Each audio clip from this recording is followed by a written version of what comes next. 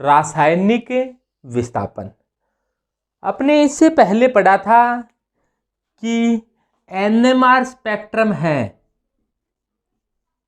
वो कौन से नाभिक, एनएमआर स्पेक्ट्रम होता क्या है? एनएमआर स्पेक्ट्रम में जो कोस्मिक गामा, एक्सरे, पराबैंगनी दर्शय, अवरक्त, अवरक्त, अति अवरक्त, चरम अवरक्त, लघु तरंगे, दीर्घ तरंगे, रेडियो तरंगे, उसमें से कौन सी विकिरणों का अध्ययन किया जाता है? ये पढ़ा था। आर से ध्यान रखना, रेडियो तरंगों का अध्ययन किया जाता है और रेडियो तरंगों के अवशोषण द्वारा नाभिक के अंदर ऊर्जा स्तरों में न्यूक्लियन है, जो न्यूट्रॉन व प्रोटॉन है, उसका संक्रमण होता है। तो रेडियो तरंगों से फिर पता किया था एनएमआर स्पेक्ट्रम में एनएमआर सिग्नल की संख्या कितनी आएगी। तो एनएमआर सिग्नल कितनी आएंगे वो पढ़ा था कि किसी भी कंपाउंड में जितने प्रकार के प्रोटॉन हैं उतने ही प्रकार के एनएमआर सिग्नल आते हैं। जितने प्रकार के प्रोटॉन हैं उतने ही प्रकार के एनएमआर सिग्नल आते हैं। अब ये तो बता रहा था कि number of NMR signal.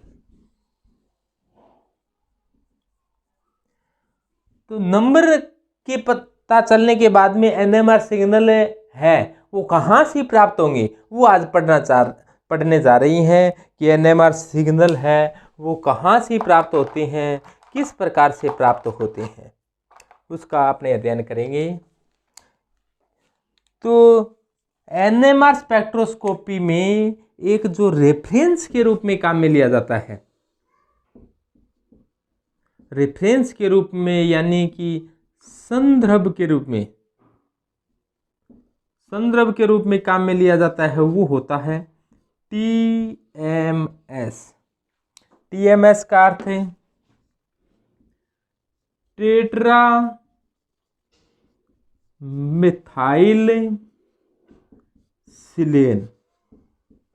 TMS tetra methyl silane. Tetra methyl सिलेन काम में लिया जाता है वो रेफरेंस के रूप में। रेफरेंस का अर्थ ये मानो कि जैसे मान लो किसी को अपनी पोजीशन बतानी हो तो मान लो कि रेफरेंस के रूप में अपने मान लिया गवर्नमेंट कॉलेज को, कि गवर्नमेंट कॉलेज से आप कितने दूर हो, कि गवर्नमेंट कॉलेज से 1 किलोमीटर, 2 किलोमीटर, 5 किलोमीटर, 10 किलोमीटर दूर या 500 मीटर दूर, कितने दूर हो, तो वो रेफरेंस के रूप में माना है वो गवर्नमेंट कॉलेज। यहाँ पर टीएमएस है यानी कि टेट्रामेथिलसिलेन है, उसको रेफरेंस मानकर दूसरा संकेत कहाँ पर प्राप्त हो रहा है इसके आधार पर दिया जाता है। जैसे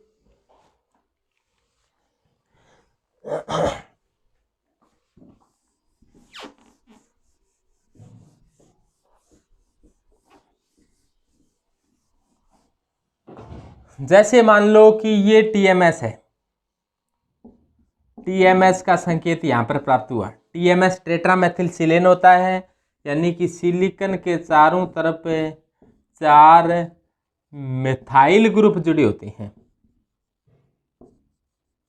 4 मिथाइल ग्रुप है तो इसको क्या कहेंगे, टेट्रा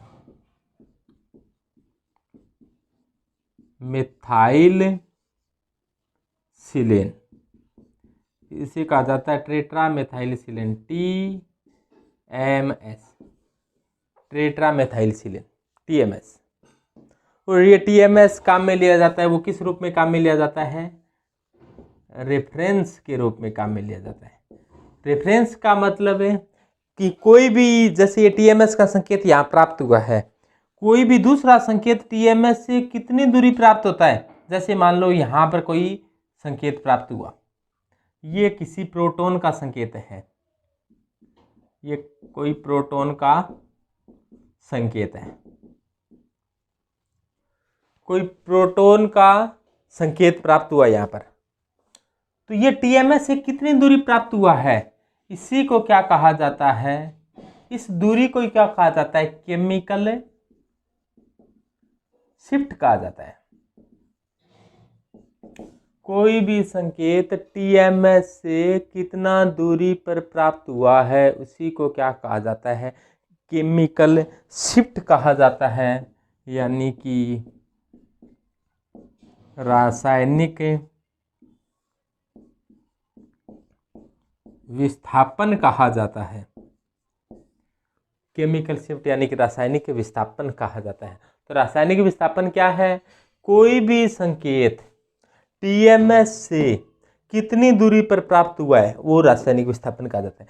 टीएमएस और ये जो प्राप्त होता है इसे कहा जाता है एनएमआर स्पेक्ट्रम। NMR spectrum. और जहाँ पर टीएमएस का संकेत आता है उसके लिए दो प्रकार के पैमाने होते हैं। एक पैमाना होता है डेल्टा और एक पैमाना होता है टो। जैसे किसी को मापने के लिए पैमाना, जैसे लंबाई को मापने के लिए पैमाना क्या होता है? मीटर होता है। मीटर के रूप में, सेंटीमीटर के रूप में या इंच के रूप में दूरी मापने। इसी प्रकार से केमिकल शिफ्ट मापने के या तो पैमाना डेल्टा होता है या क्या होता है? टो होता है। डेल्टा और टो का जोड़ है वो हमेशा 10 होता है। तो टीएमएस के लिए डेल्टा का मान तो 0 होता है, टीएमएस के लिए टो का मान 10 होता है। तो ये भी ऐसे याद रह जाएगा। टीएमएस, टीएमएस है के लिए टो यानी कि टो, टीएमएस के लिए टो, ये भी टी से शुरू है, ये भी टी से शुरू है। टीएमएस के लिए टो का मान कितना होता है? 10 होता है। ये भी टी से शुरू। टीएमएस के लिए टो 10 होता है। तो टीएमएस के लिए टो का मान कितना है? 10 होता है। और डेल्टा और टो का जोड़ हमेशा 10 होता है। डेल्टा और टो का जोड़ है वो हमेशा 10 होता है। तो डेल्टा का मान क्या हो गया? 0 हो गया टीएमएस के लिए, टो 10 हो गया। जैसे मान लो यहाँ पर जो ये प्रोटॉन का संकेत हुआ है प्राप्त, ये डेल्टा बराबर 5 पर प्राप्त हुआ है, तो केमिकल शिफ्ट कितनी हो गई? 0। यहाँ पर 5 था तो केमिकल शिफ्ट का मान कितना हो गया? 5। तो इस प्रकार से केमिकल शिफ्ट बताई जाती है। वो टीएमएस से कोई भी संकेत है वो कितनी दूरी पर प्राप्त हुआ है उसको बताने के लिए ये दो प्रकार के पैमाने लिए जाते हैं। और इस घटना को क्या कहा जाता है? Chemical shift. यानी कि किसी भी प्रोटॉन का संकेत टीएमएस से कितनी दूरी पर प्राप्त हुआ है उसको कहा जाता है केमिकल शिफ्ट। और केमिकल शिफ्ट के द्वारा दो प्रकार से बताएंगे अपने कि शील्डिंग क्या होती है, डीशील्डिंग क्या होती है। डीशील्डिंग का अर्थ होता है टीएमएस से संकेत बहुत दूर चला जाए, तो दूर चला जाए तो इसको क्या कहेंगे? डीशील्डिंग। और यदि कोई संकेत टीएमएस के नज़दीक प्राप्त होता है उस प्रोटॉन को कहेंगे शील्डेड प्रोटॉन। और इस घटना को क्या कहेंगे? शील्डिंग। यानी कि शील्डिंग शील्डिंग में जो एनएमआर संकेत है वो टीएमएस के नज़दीक बनेगा और डीशील्डिंग में एनएमआर संकेत टीएमएस से दूर प्राप्त होगा। अब बात आती है कब शील्डिंग होती है, कब डीशील्डिंग होती है। केमिकल शिफ्ट अपने ध्यान आ गया। और ये जो रेफरेंस के रूप में काम में लिया जाता है वो टीएमएस काम में लिया जाता है। तो ये केमिकल शिफ्ट क्या होती है?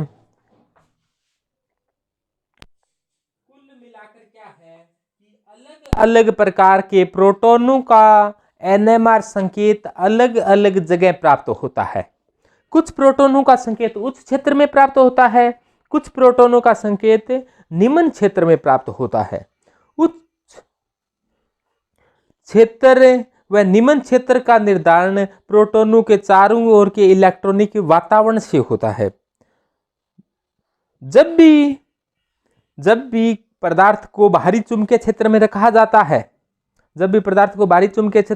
जाता है, तो उसमें भी एक चुंबकीय क्षेत्र उत्पन्न हो जाता है। तो ऐसा क्यों होता है? ऐसा इलेक्ट्रॉनों की गति के कारण होता है। इलेक्ट्रॉन में दो प्रकार की गतियां पाई जाती है, यह आप सभी जानते हो।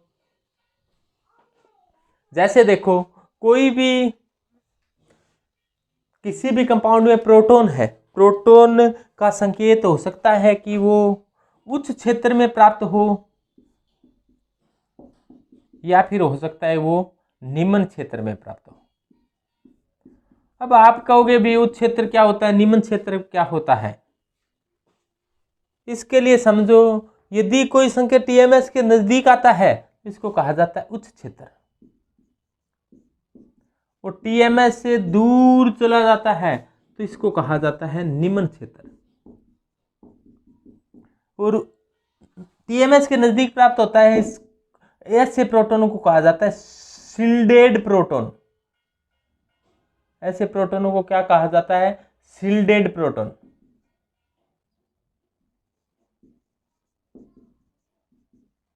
और इस घटना को क्या कहा जाता है? शील्डिंग कहा जाता है। जबकि कुछ प्रोटोन का संकेत निम्न क्षेत्र में प्राप्त होता है, ऐसे प्रोटोनों को कहा जाता है डीशील्डेड। डीशील्डेड।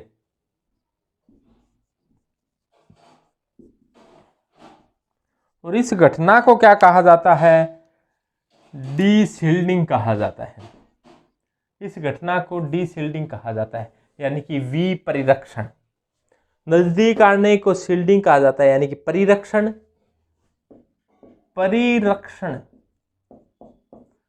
और डीशील्डिंग कहा जाता है विपरिरक्षण। परिरक्षण का अर्थ होता है बचाना, परिरक्षित कर देना।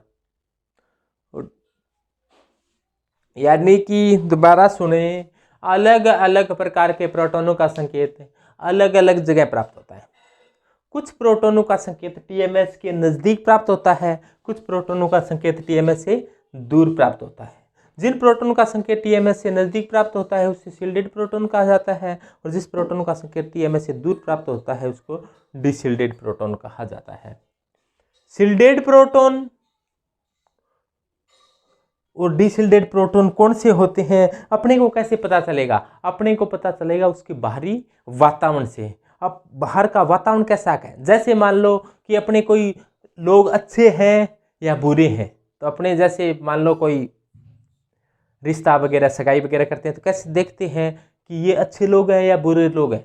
तो उनके की स्टडी की जाती है, अपने उसके वातावरण, किस वातावरण में रह रही हैं, उनके साथी कैसे कहें, पड़ोसी कैसे कहें, पूरा कैलकुलेशन करने के पश्चात अपने को पता चलता है कि अच्छा ये अच्छे लोग हैं या बुरे लोग हैं। इसी प्रकार से प्रोटोन, कौन से प्रोटोन शील्डेड है, कौन से प्रोटोन डीशील्डेड है, कैसे पता चलेगा? उसके बाहरी वातावरण से। बाहरी वातावरण यानी कि उसके चारों तरफ के प्रोटोन किस प्रकार के हैं, चारों तरफ के एटम किस प्रकार के हैं, उसके आधार पर यह डिसाइड होगा कि ये प्रोटोन शील्डेड है या प्रोटोन डीशील्डेड है, प्रोटोन परिरक्षित है या प्रोटोन विपरिरक्षित है। यदि परिरक्षित प्रोटोन है, शील्डेड प्रोटोन है, तो उसका संकेत एनएमआर टीएमएस के नजदीक प्राप्त होता है।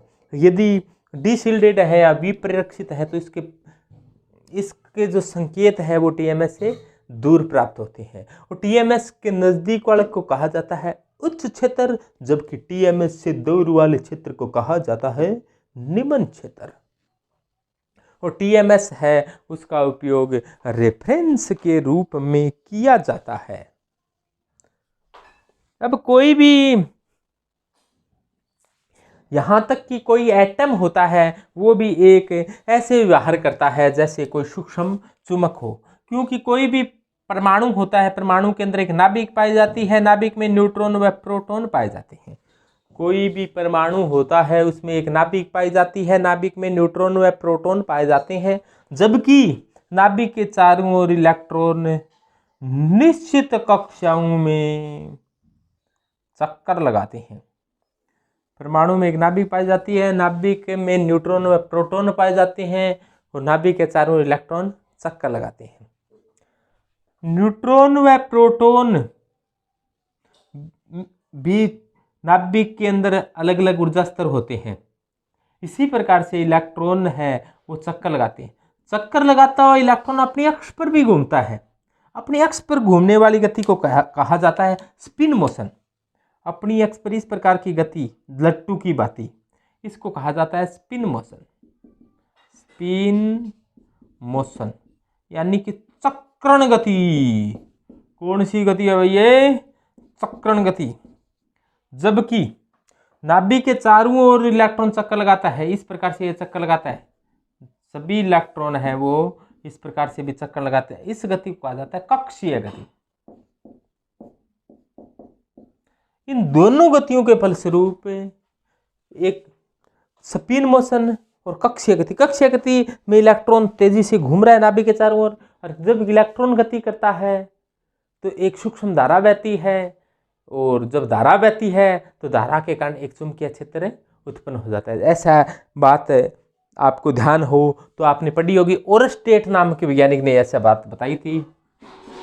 ओरस्टेट ने बताया था कि कोई भी तार है या कोई कहीं भी धारा बह रही है, तो इसके चारों तरफ चुंबकीय क्षेत्र अवश्य उत्पन्न होगा। इसी प्रकार धारा में क्या होता है, इलेक्ट्रॉन बहते हैं, जैसे इलेक्ट्रॉन ऐसे गति कर रहा है तो धारा ऐसे बह रही है, और धारा बहेगी, सूक्ष्म धारा है तो एक सूक्ष्म चुंबकीय क्षेत्र उत्पन्न हो जाएगा।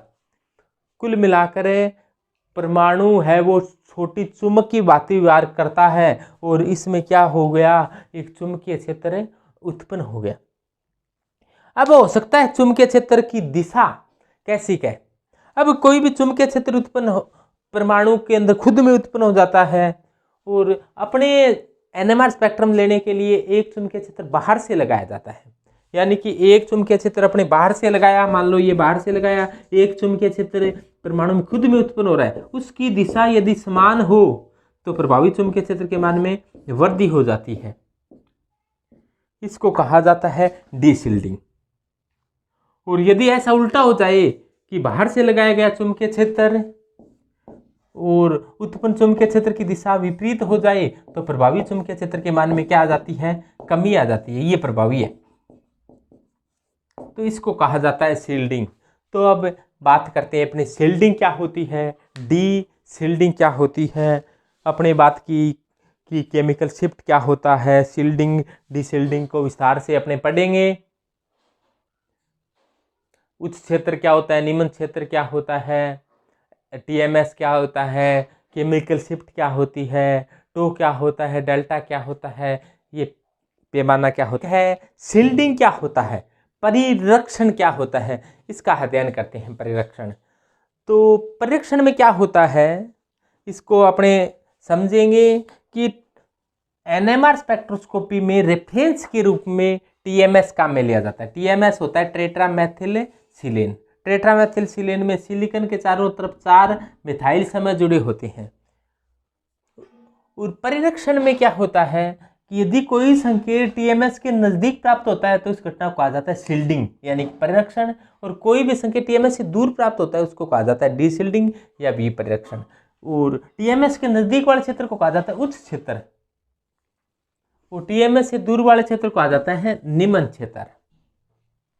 और टीएमएस और संकेत के बीच की जो दूरी होती है उसको कहा जाता है केमिकल शिफ्ट। अपने अच्छे तरीके से जानते हैं कि परमाणु होता है, परमाणु के अंदर एक नाभिक पाई जाती है, नाभिक में न्यूट्रॉन व प्रोटॉन पाए जाते हैं, नाभिक के चारों ओर इलेक्ट्रॉन है वो निश्चित कक्षाओं में चक्कर लगाता है। नाभिक के चारों ओर इलेक्ट्रॉन निश्चित कक्षाओं में चक्कर लगाता है तो एक सूक्ष्म धारा बहती है, एक सूक्ष्म धारा बहती है। और जब भी कोई धारा बहती है तो ओरस्टेट के नियम के अनुसार एक चुंबकीय क्षेत्र उत्पन्न हो जाता है। जब भी कोई धारा बहती है तो ओरस्टेट के अनुसार एक चुंबकीय क्षेत्र उत्पन्न हो जाता है। एनएमआर स्पेक्ट्रम जब भी लिया जाता है, एनएमआर स्पेक्ट्रम जब भी लिया जाता है तो क्या करते हैं, एक बाहर से चुंबकीय क्षेत्र लगाना पड़ता है। जैसे देखो कोई भी, ये मान लो एक चुंबकीय क्षेत्र है जो पदार्थ जो अपने लिया है, किसी भी अणु का जो स्पेक्ट्रम लेना चाह रही है अपने उसका लिया है, तो अपने ऐसे कहते हैं पदार्थ द्वारा उत्पन्न चुंबकीय क्षेत्र।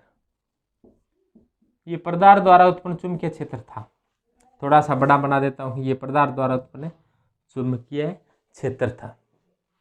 तो यानी कि कोई भी परमाणु है चाहे कोई अणु है वो एक चुंबक की भांति व्यवहार करता है। जब भी बाहर से कोई चुंबकीय क्षेत्र लगाया जाता है, यदि बाहर से लगाई गई चुंबकीय क्षेत्र और जो पदार्थ द्वारा उत्पन्न चुंबकीय क्षेत्र की दिशा विपरीत हो जाए, ये पदार्थ द्वारा चुंबकीय क्षेत्र इतना था और मान लो बाहर से लगाया गया चुंबकीय क्षेत्र है वो इतना है, ये क्या है, तो दोबारा देखें, ये मान लो पदार्थ द्वारा उत्पन्न चुंबकीय क्षेत्र है। दोबारा से देखें,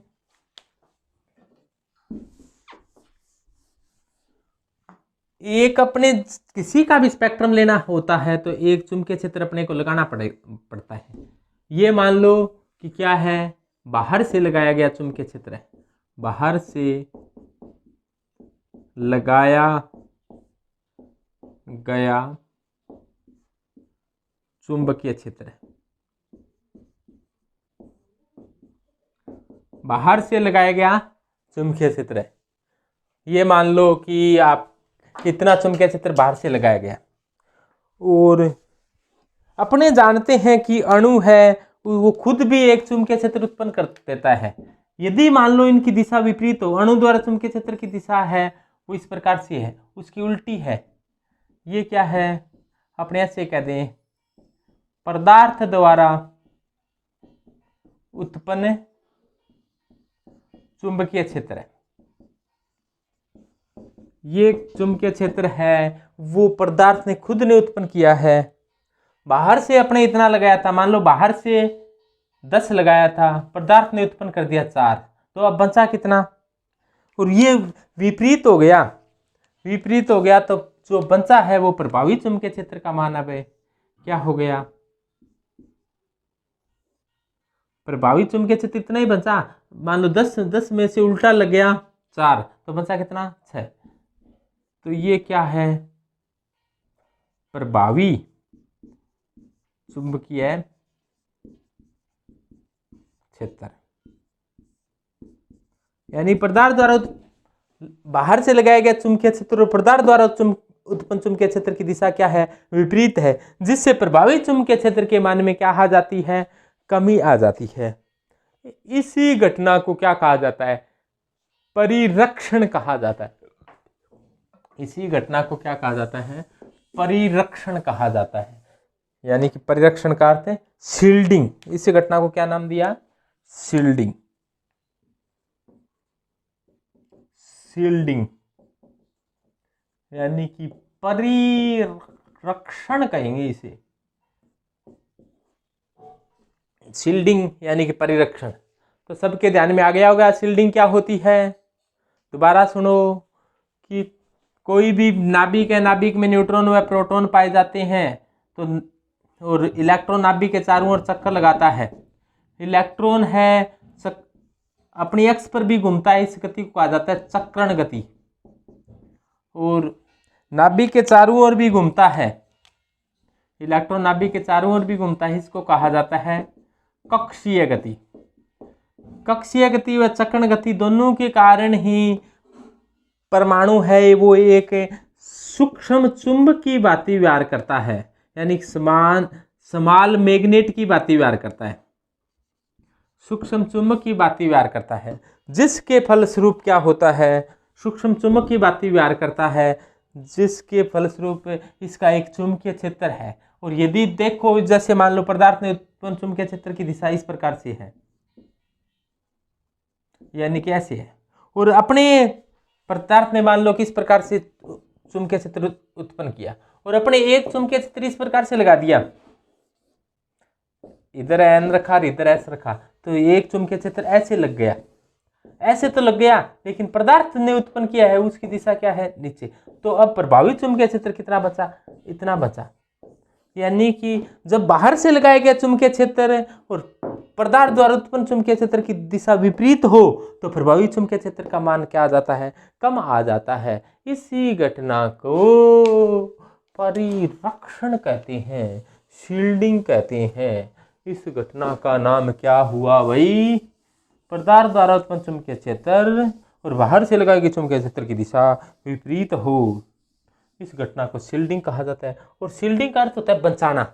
बाहर से इतना चुंबकीय क्षेत्र रखा तो रक्षा कितनी की इसने, इसकी रक्षा करने के लिए इसने बाहर से लगा इतना महसूस ही नहीं होने दिया, महसूस कितना होने दिया, इतना ही चुंबकीय क्षेत्र महसूस होने दिया, यानी कि चुंबकीय क्षेत्र से क्या की है, रक्षा की है, शील्ड की है, इसीलिए इसका नाम क्या पड़ गया, शील्डिंग यानी कि परिरक्षण। और टीएमएस होता है, टीएमएस से टेट्रामेथिलसिलेन में 4 मिथाइल समूह जुड़े होते हैं। ये हाईली शिल्डेड होता है। ये कैसा होता है? हाईली शिल्डेड होता है।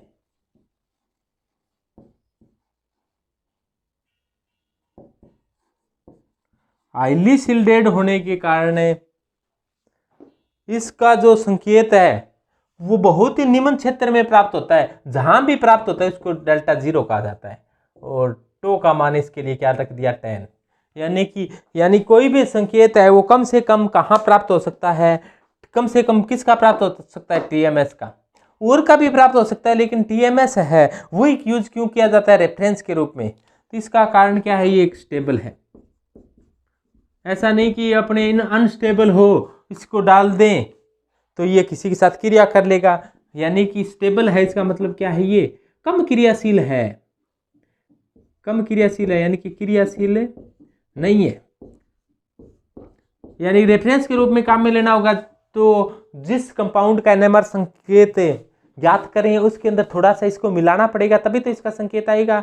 यदि ये ज़्यादा क्रियाशील होगा तो जिस कंपाउंड के साथ मिलाएंगे उसी के साथ क्या कर लेगा? ये क्रिया कर देगा।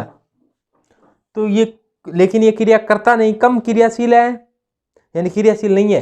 स्टेबल है यानी कि ऐसा ही नहीं है कि जिसके साथ मिलाए टूट ही गया। तीसरी बात क्या है? ये हाईली शिल्डेड है यानी कि बहुत ज्यादा परिरक्षित है। हाईली शिल्डेड है जिसके कारण इसका संकेत है वो उच्च क्षेत्र में प्राप्त होता है। यानी कि डेल्टा का मान है उच्च क्षेत्र का मतलब क्या है? डेल्टा का मान क्या है? कम है। डेल्टा का मान कम कितना है? डेल्टा का मान 0। तो टो क्या पाएगा? अधिक। टो का मान क्या है? 10। तो इसीलिए ये टीएमएस का ही उपयोग रेफरेंस के रूप में करते हैं। तो कई बार एग्जाम में आ जाता है कि एनएमआर स्पेक्ट्रोस्कोपी में टीएमएस है वही रेफरेंस के रूप में क्यों काम में लिया जाता है? और या फिर ऐसे आ जाए कि एनएमआर स्पेक्ट्रोस्कोपी में रेफरेंस के रूप में क्या काम में लिया जाता है, क्यों काम में लिया जाता है? तो क्या काम में लिया जाता है? वो टीएमएस काम में लिया जाता है। टेट्रामेथाइलसिलेन। टेट्रामेथाइलसिलेन टेट्रामेथाइलसिलेन काम में लिया जाता है। क्यों काम में लिया जाता है? क्योंकि ये क्या है? स्टेबल कंपाउंड है, क्रियाशील नहीं है, हाईली परिरक्षित है यानी कि हाईली शिल्डेड प्रोटॉन है। 12 प्रोटॉन है इसमें। अब प्रोटॉन होता है, जितने ज्यादा प्रोटॉन होते हैं एनएमआर संकेत की ऊंचाई बढ़ जाती है, यानी एनएमआर संकेत दृष्टिगोचर हो जाता है, दिख जाता है। तो इसमें प्रोटॉनों की संख्या देखो, एक ही कंपाउंड में प्रोटॉन की संख्या कितनी है? 12 प्रोटॉन है। प्रोटॉन की संख्या बढ़ने पर एनएमआर संकेत है वो अपने को सुस्पष्ट दिखाई देता है। तो यानी कि जब एनएमआर स्पेक्ट्रम लेंगे तो एनएमआर संकेत आ जाएगा। कम मात्रा में टीएमएस डालने से ही संकेत अच्छा प्राप्त हो जाएगा। उच्च क्षेत्र में प्राप्त होता है क्योंकि जब भी कोई एनएमआर संकेत लेते हैं अपने, तो एनएमआर संकेत कहाँ से प्राप्त होता है? यदि वो टीएमएस के नजदीक प्राप्त होता है तो इसको कहा जाता है उच्च क्षेत्र। वो टीएमएस से दूर प्राप्त होता है तो इसको कहा जाता है निम्न क्षेत्र। तो ये जो टीएमएस है,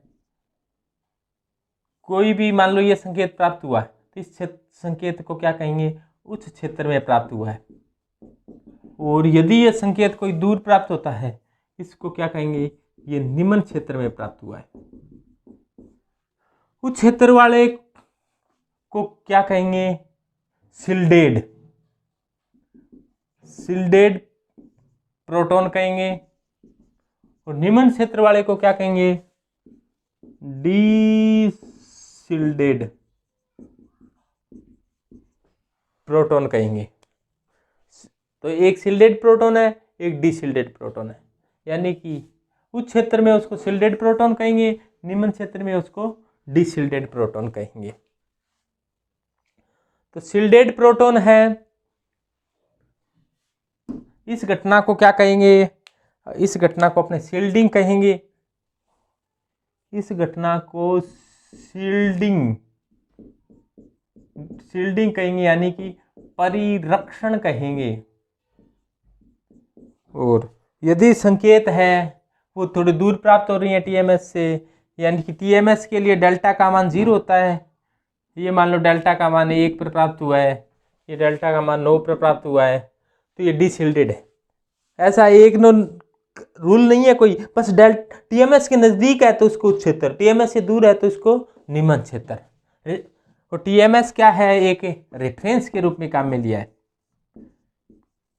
रेफरेंस के रूप में क्यों काम में लिया? स्टेबल है, क्रियाशील नहीं है। स्टेबल है इसका मतलब क्रियाशील नहीं है, ये तो लगभग एक बात होगी ना। स्टेबल होगा इसका मतलब क्रियाशील नहीं है। परिरक्षित है, परिरक्षित का मतलब हाईली शील्डेड है। उच्च क्षेत्र में संकेत प्राप्त होता है, डेल्टा का मान 0 पर प्राप्त होता है। जहां पर प्राप्त होता है उसको 0 मान लिया गया।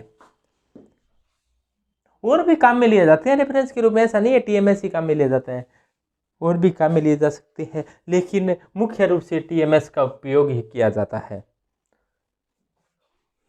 हाँ, टीएमएस के कोई संकेत प्राप्त नजदीक होता है तो उस क्षेत्र कहा जाता है, इसको शील्डेड कहा जाता है। यदि मान दूर प्राप्त होता है, डेल्टा का मान बढ़ गया तो डिशिल्डेड कहा जाता है। तो आप ऐसे ध्यान रख लो, डी समानुपाती डी समानुपाती डी समानुपाती, यानी कि डीशिल्डेड प्रोटॉन के लिए डेल्टा है वो बड़ा होता है, यानी कि डीशिल्डिंग समानुपाती डेल्टा। जितनी डीशिल्डिंग होगी उतने डेल्टा बढ़ेगा।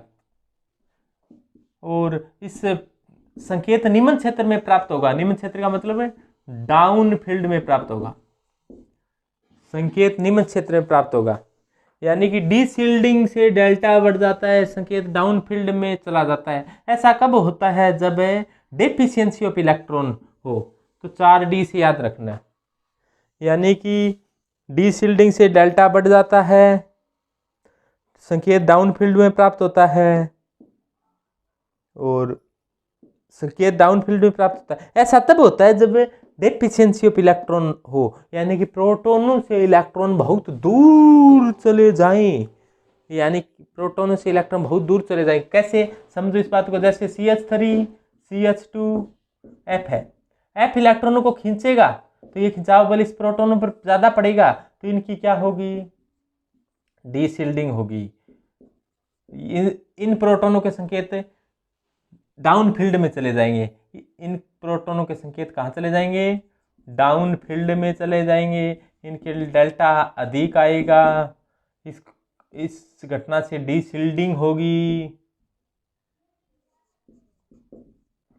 क्योंकि यहाँ पर क्या हो रही है? डेफिशिएंसी। यहाँ पर क्या हो रही है? डेफिशिएंसी ऑफ इलेक्ट्रॉन हो रही है, इलेक्ट्रॉनों की कमी हो रही है। अब इलेक्ट्रॉन कमी क्यों हो रही है वो थोड़ा सा देखो। जैसे देखो CH3 CH H और F कह दूं मैं, H को अलग अलग दर्शा दिया।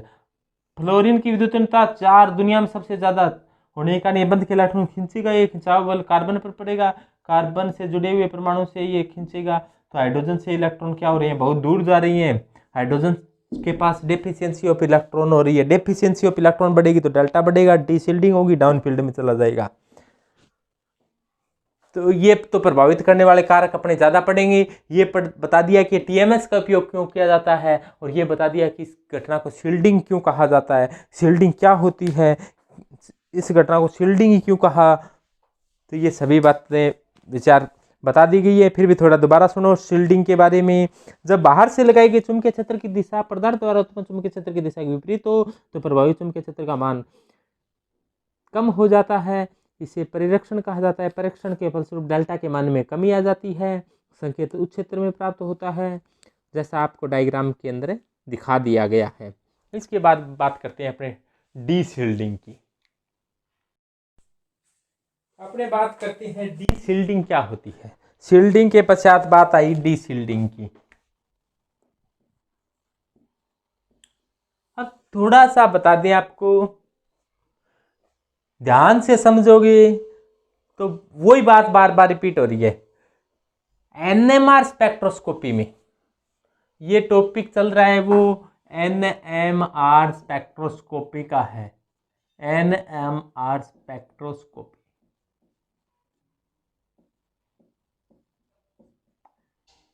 NMR स्पेक्ट्रोस्कोपी में रेफरेंस के रूप में TMS यानी कि टेट्रा मेथाइल सिलेन काम में लिया जाता है। NMR स्पेक्ट्रोस्कोपी में रेफरेंस के रूप में TMS यानी कि टेट्रा मेथाइल सिलेन काम में लिया जाता है। टेट्रा मेथाइल सिलेन का संकेत डेल्टा बराबर 0 पर प्राप्त होता है। ये TMS का संकेत है। अब TMS का संकेत डेल्टा 0 पर क्यों प्राप्त होता है? क्योंकि TMS के अंदर नंबर ऑफ प्रोटॉन होते हैं वो 12 होते हैं, वो हाईली शील्डेड होते हैं, यानी कि बहुत ज़्यादा विपरिरक्षित होते हैं। ये सभी के सभी प्रोटॉन हैं वो बहुत परिरक्षित होते हैं। अब परिरक्षण क्या होता है? परिरक्षण होता है यदि बाहर से चुंबकीय क्षेत्र लगाया जाता है और अणु द्वारा उत्पन्न चुंबकीय क्षेत्र की दिशा विपरीत हो तो प्रभावी चुंबकीय क्षेत्र के मान में कमी आ जाती है। इस घटना को परिरक्षण कहा जाता है। और ये सभी के सभी प्रोटॉन क्या होते हैं? परिरक्षित होते हैं, यानी कि इनके द्वारा उत्पन्न चुंबकीय क्षेत्र और पदार्थ द्वारा बाहर से लगाई गई चुंबकीय क्षेत्र की दिशा क्या है? विपरीत है, जिसके कारण प्रभावी चुंबकीय क्षेत्र का मान क्या है? कम है, जिसके कारण इनका डेल्टा कम पर प्राप्त होता है। TMS के नजदीक वाले क्षेत्र को कहा जाता है उच्च क्षेत्र, TMS से दूर वाले को कहा जाता है निम्न क्षेत्र। और TMS से कोई भी संकेत है उसकी दूरी को कहा जाता है केमिकल शिफ्ट कहा जाता है। और केमिकल शिफ्ट के दो प्रकार होते हैं, शील्डिंग, डिशील्डिंग। ये केमिकल शिफ्ट कम है क्योंकि ये शील्डिंग है। यदि केमिकल शिफ्ट का मान ज्यादा हो इसी को भी क्या कहेंगे? Chemical shift. केमिकल शिफ्ट यानी कि रासायनिक विस्थापन का मान अधिक हो तो इसे क्या कहा जाता है? डीशील्डिंग कहा जाता है। तो दोबारा से सुनो, एक बात थोड़ा सा और देख लो। TMS क्यों काम में लिया है? क्योंकि ये स्टेबल है, कम क्रियाशील है, हाईली परिरक्षित है। इसका संकेत है वो उच्च क्षेत्र में प्राप्त होता है, यानी कि बहुत कम डेल्टा पर प्राप्त होता है। ज़्यादा परिरक्षित होता है उसका संकेत है वो उच्च क्षेत्र में चला जाता है। कोई भी प्रोटॉन यदि हाईली शील्डेड है यानी कि बहुत ज़्यादा परिरक्षित है तो उसका संकेत है वो कहाँ चला जाता है? उच्च क्षेत्र में चला जाता है। इस घटना को क्या कहा जाता है? शील्डिंग कहा जाता है। इसके विपरीत यदि कोई भी प्रोटॉन है वो कम परिरक्षित है तो उसका संकेत है वो, कोई भी प्रोटॉन कम परिरक्षित है तो उसका संकेत निम्न क्षेत्र में चला जाता है, यानी कि उच्च डेल्टा पर चला जाता है। जैसे देखो ये TMS है, मान लो ये एक रेफरेंस के रूप में काम में लिया। इसके लिए डेल्टा का मान क्या होता है? 0 होता है। इसके लिए टो का मान 10 होता है। और टो ओवर डेल्टा का जोड़ है वो हमेशा, डेल्टा और टो का जोड़ हमेशा 10 होता है। ये बात दिमाग में बिठा लो।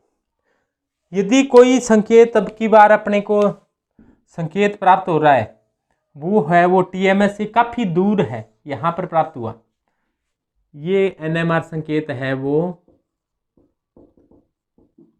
बहुत दूर प्राप्त हुआ। बहुत दूर का मतलब है डेल्टा का मान क्या है? उच्च है। डेल्टा का मान उच्च है।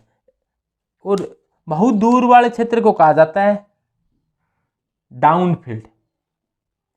क्या कहा जाता है इसे? डाउनफील्ड। डाउनफील्ड का मतलब है इसे निम्न क्षेत्र कहा जाता है। और TMS के नजदीक वाले क्षेत्र को कहा जाता है उच्च क्षेत्र। तो यदि NMR संकेत TMS से दूर प्राप्त होता है इसको निम्न क्षेत्र कहते हैं। डेल्टा का मान उच्च होता है, डाउनफील्ड। ऐसा कब होता है? जब डेफिशिएंसी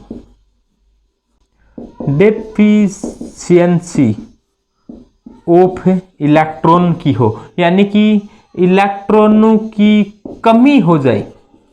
इलेक्ट्रॉनों की कमी हो जाए तो क्या हो जाएगा? डेफिशिएंसी ऑफ इलेक्ट्रॉन, यानी कि इलेक्ट्रॉन, जैसे अपने पास इलेक्ट्रॉन है, इलेक्ट्रॉन मतलब अपने पास कुछ रुपये हैं लेकिन चोर आ गई, वो अपने रुपयों को छीन रही है, अपने रुपयों को अपनी ओर आकर्षित कर रही है, तो अपने पास क्या आ जाएगी, डेफिशिएंसी ऑफ इलेक्ट्रॉन। तो डेफिशिएंसी ऑफ इलेक्ट्रॉन आ जाती है तो एनएमआर संकेत टीएमएस से बहुत दूर चले जाते हैं और इसी घटना को क्या कहा जाता है, डीशिल्डिंग कहा जाता है। ऐसा कब होता है, मान लो कोई बाहर से चुंबकीय क्षेत्र लगाया, ये क्या है, ये मानो कि ये है बाहर से लगाया गया चुंबकीय क्षेत्र, बाहर से लगाया गया चुंबकीय क्षेत्र है। अणु में भी खुद भी एक चुंबकीय क्षेत्र उत्पन्न हो जाता है। मान लो कि ये क्या हुआ, पदार्थ में उत्पन्न चुंबकीय क्षेत्र है, पदार्थ में कह दें या अणु में कह दें, अणु में उत्पन्न चुंबकीय क्षेत्र है, अणु में उत्पन्न चुंबकीय क्षेत्र है। तो प्रभावी चुंबकीय क्षेत्र, देखो बाहर से इतना लगाया, अणु में खुद का इतना हो गया उत्पन्न, तो प्रभावी चुंबकीय क्षेत्र के मान में क्या हुई है, वृद्धि हुई है। तो प्रभावी चुंबकीय क्षेत्र क्या हो गया, इतना हो गया। तो ये क्या हो गया, प्रभावी चुंबकीय क्षेत्र के मान में क्या हो गई है, वृद्धि हो गई है। ये क्या है, प्रभावी चुंबकीय क्षेत्र। तो प्रभावी चुंबकीय क्षेत्र के मान में वृद्धि हो गई है। इस घटना को क्या कहा जाता है, डीशिल्डिंग कहा जाता है। इस घटना को क्या नाम दूं, इस घटना को नाम दिया गया है डीशिल्डिंग। डीशिल्डिंग, तो देखो डीशिल्डिंग क्या होती है, ध्यान से समझो। बात कुछ ऐसे है कि जब पदार्थ द्वारा उत्पन्न चुंबकीय क्षेत्र की दिशा बाहर से लगाई गई चुंबकीय क्षेत्र की दिशा के समान होती है, तो पदार्थ द्वारा उत्पन्न चुंबकीय क्षेत्र की दिशा बाहर से लगाई गई चुंबकीय क्षेत्र की दिशा के समान होती है, तो प्रभावी चुंबकीय क्षेत्र का मान बढ़ जाता है। बाहर से इतना लगाया, पदार्थ ने इतना हुआ, तो प्रभावी कितना हो गया, बढ़ गया, दोनों का जोड़ हो गया। तो प्रभावी चुंबकीय क्षेत्र के मान में क्या हो जाती है, वृद्धि हो जाती है, जिससे ये एनएमआर स्पेक्ट्रम है, जिससे जो एनएमआर सिग्नल है वो कहाँ चला गया है, उच्च क्षेत्र में निम्न क्षेत्र में चला गया है। इसी घटना को क्या कहा, डीशिल्डिंग कह दिया। यदि संकेत इधर आता तो इसको शिल्डिंग कहता है, यानी कि डीशिल्डिंग का विपरिरक्षण कह दिया। ये परिरक्षण नहीं है, ये विपरिरक्षण है। तो इस घटना को क्या कहेंगे, विपरिरक्षण कह देंगे इसको, डीशिल्डिंग यानी कि विपरिरक्षण। ऐसा कब होता है, ऐसा तब होता है जब किसी के पास इलेक्ट्रॉनों की कमी हो जाती है, डेफिशिएंसी ऑफ इलेक्ट्रॉन हो जाए, या कई कारक होते हैं जो इस बात को प्रभावित करते हैं कि कब शिल्डिंग होती है, कब डीशिल्डिंग होती है। तो कुल मिलाकर डीशिल्डिंग से डेल्टा का मान बढ़ जाता है। तो इसके लिए आप ऐसे याद रखो, कैसे रखें याद, कि डी समानुपाती, डी समानुपाती, डी समानुपाती डी, 4 डी है, D D D D. D क्या है, ये डी बताता है deficiency of electron, deficiency of electron, deficiency of electron. इलेक्ट्रॉनों की कमी होगी तो क्या होगा, इलेक्ट्रॉनों की कमी हो रही है तो फिर क्या होता है भाई, डेल्टा का मान बढ़ता है। ये क्या है, डेल्टा है, डेल्टा का मान, डेल्टा का मान बढ़ता है। जितनी कमी होती है डेफिशिएंसी ऑफ इलेक्ट्रॉन, इलेक्ट्रॉन कमी जितनी होगी उतनी ज़्यादा डेल्टा का मान बढ़ता है। डेल्टा का मान बढ़ेगा तो संकेत कहाँ चले जाएंगे, संकेत कहाँ चले जाएंगे, संकेत नानी के चले जाएंगे, यानी कि बहुत दूर चले जाएंगे। संकेत कहाँ चले जाएंगे, बहुत दूर, कहाँ, डाउन फील्ड में, संकेत डाउन फील्ड में चले गए। डाउन फील्ड का मतलब है निम्न क्षेत्र में चले गए हैं। और इस घटना को ही क्या नाम दे दिया, इस घटना को क्या नाम दूं, इस घटना को डी शिल्डिंग कहा जाता है, यानी कि इस घटना को भी परिरक्षण कहा जाता है। तो क्या है परिरक्षण, क्या है विपरिरक्षण। तो कुल मिलाकर डेफिशिएंसी ऑफ इलेक्ट्रॉन होगी तो डेल्टा का मान बढ़ेगा, संकेत डाउन फील्ड में चले जाएंगे, इस घटना को डी शिल्डिंग कहेंगे। तो ये D D D D D D deficiency of electron, delta बढ़ रहा है, संकेत डाउन फील्ड में जा रहा है, इसी घटना को डी शिल्डिंग कहा है। तो क्या है शिल्डिंग और क्या है डी शिल्डिंग, सबके ध्यान में आई क्या बात। कुल मिलाकर डी शिल्डिंग में डेल्टा का मान बढ़ जाता है। डेल्टा और टो एक दूसरे के उल्टे होते हैं, डेल्टा बढ़ती है तो टो कम हो जाती है, डेल्टा बढ़ती है तो टो कम हो जाती है, कोई बढ़ता है तो कोई घट भी जाता है, डेल्टा बढ़ता है तो टो कम हो जाती है। जैसे देखो अपनी एक एग्जाम्पल के तौर पर लें, CH3F है, CH3Cl है, CH3Br है। देखो फ्लोरीन की En ज्यादा, इलेक्ट्रॉन नेगेटिविटी ज्यादा, तो फ्लोरीन इलेक्ट्रॉन को ज्यादा खींचेगा, फ्लोरीन इलेक्ट्रॉन ज्यादा खींचेगा, डेफिशिएंसी ऑफ इलेक्ट्रॉन ज्यादा आएगी तो डेल्टा ज्यादा होगा। ब्रोमीन इलेक्ट्रॉन को कम खींचेगा, ब्रोमीन इलेक्ट्रॉनों को कम खींचेगा तो यहां पर डेल्टा क्या होगा, ज्यादा होगा, यहां पर डेल्टा तुलनात्मक रूप से क्या होगा, कम होगा। तो यानी कि ये प्रोटॉनों का संकेत इन प्रोटॉनों का संकेत ज्यादा होगा, इन प्रोटॉनों का संकेत कम होगा। अब कितना कितना होगा वो वैसे याद रखने की जरूरत नहीं है आप लोगों को, आप ऐसे कह दो इसके लिए डेल्टा 1 है, इसके लिए डेल्टा 2 है, इसके लिए डेल्टा 3 है। तो डेल्टा 1 ज्यादा है, फिर डेल्टा 2 का नंबर है, फिर डेल्टा 3 का नंबर है। फ्लोरीन की En होती है 4 होती है, क्लोरीन की En होती है वो 3 होती है, ब्रोमीन की En होती है वो 2.8 होती है। और En क्या होती है, बंद के सहसंयोजक बंद के इलेक्ट्रॉन को अपनी ओर आकर्षित करने की क्षमता। तो अपनी ओर आकर्षित करने की क्षमता फ्लोरीन में सबसे ज्यादा आकर्षित किया, फ्लोरीन ने आकर्षित किया तो इस प्रोटॉनों के साथ इलेक्ट्रॉनों की सबसे ज्यादा कमी हुई, यानी कि डेफिशिएंसी ऑफ इलेक्ट्रॉन हो गई, इलेक्ट्रॉनों की कमी हो गई। किसके पास है, हाइड्रोजन के पास है। हाइड्रोजन को प्रोटॉन कहते हैं, इलेक्ट्रॉनों की कमी हो गई, कमी होगी तो डेल्टा बढ़ गया, डेल्टा बढ़ गया। देखो कमी ज्यादा हुई तो डेल्टा बढ़ गया। संकेत कहां चला जाएगा, टीएमएस बहुत दूर डाउन फील्ड में चला जाएगा, इसको निम्न क्षेत्र यानी कि डाउन फील्ड कहा जाता है।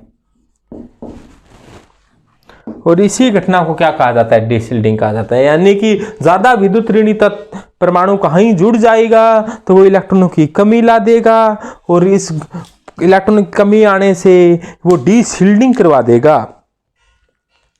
और डीशिल्डिंग से डेल्टा बढ़ जाता है।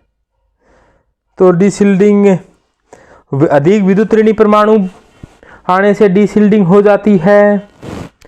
और आपने एक एनुलीन पढ़ी होगी, एनुलीन में बाहर वाले डीशिल्डेड होते हैं, एनुलीन में बाहर वाले डीशिल्डेड होते हैं। बेंजीन के प्रोटॉन भी डीशिल्डेड होते हैं, एरोमेटिक होते हैं ना, एरोमेटिक उनके बाहर की तरफ प्रोटॉन होते हैं वो डीशिल्डेड होते हैं, अंदर वाले शिल्डेड होते हैं।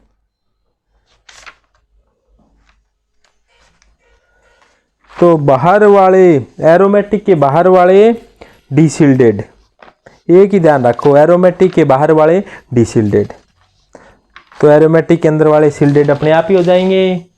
तो धन्यवाद, मैं राजेश लखेरा।